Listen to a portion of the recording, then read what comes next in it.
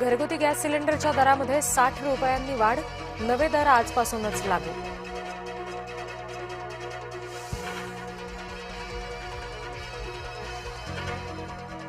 Hotel उद्योगांचा LPG gas पुरवठा बंद, फक्त घरगुती वापरासाठी मिळणार गॅस सिलेंडर. आखाती युद्धामुळे केंद्र सरकारचा मोठा निर्णय. आमदार रोहित पवार यांनी घेतली अरविंद केजरीवाल यांची भेट. विमान अपघातासंदर्भात आवाज उठवण्याची केली मागणी. शरद पवार यांच्यापेक्षा पार्थ पवारांची मालमत्ता अधिक. शरद पवार यांच्याकडे 60,71,00,000 रुपयांची मालमत्ता, तर पार्थ पवार यांच्याकडे 88,33,00,000 रुपयांची मालमत्ता. राज्यसभा निवडणूक उमेदवारीसाठी जोडलेल्या प्रतिज्ञापत्रात दिली माहिती.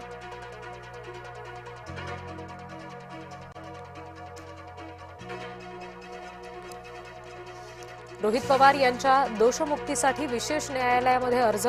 शिखर बँक आर्थिक गैरव्यवहार प्रकरणामध्ये हालचाली. मुंबई पुणे दरम्यान नवा द्रुतगती मार्ग होणार. लवकरच भूमिपूजन, तर जुना महामार्ग सुद्धा 6 पदरी होणार. नागपुरातील 12वी पेपरफुटी प्रकरणामध्ये ग्रामीण पोलिसांची एसआयटी करणार तपास. पेपरफुटी प्रकरणामध्ये उमरेडमधून आणखी 2 जणांना अटक. मनसरमध्ये दर्गा मंदिर वाद पुन्हा पेटला. पांडवकालीन बारव प्रकरणी तणावपूर्ण वातावरण. मनसरमध्ये पोलीस बंदोबस्त वाढवला. आर्थिक राजधानी मुंबईमध्ये तब्बल 550 कोटींचा कर थकीत. बीएमसीकडून मालमत्तांना ई लिलावासाठी नोटीस.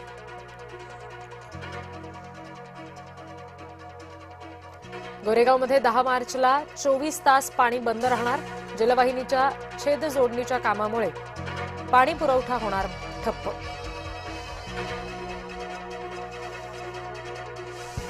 मुंबईमध्ये बुधवारपर्यंत तापमान उष्णच. मुंबईकरांना आणखी काही दिवस उन्हाच्या झळा सहन कराव्या लागणार, तर सोलापूरचा पारा सर्वाधिक 39 वर.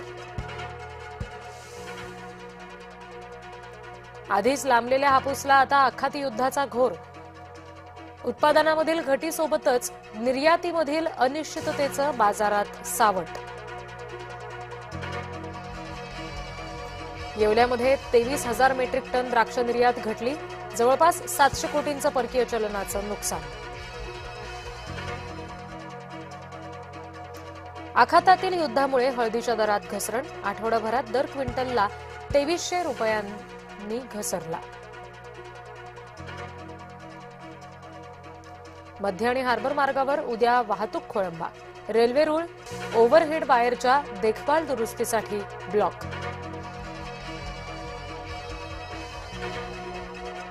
कर्नाटकात 16 वर्षाखालील मुलांना समाज माध्यम वापरायला बंदी. कर्नाटक सरकारचा मोठा निर्णय.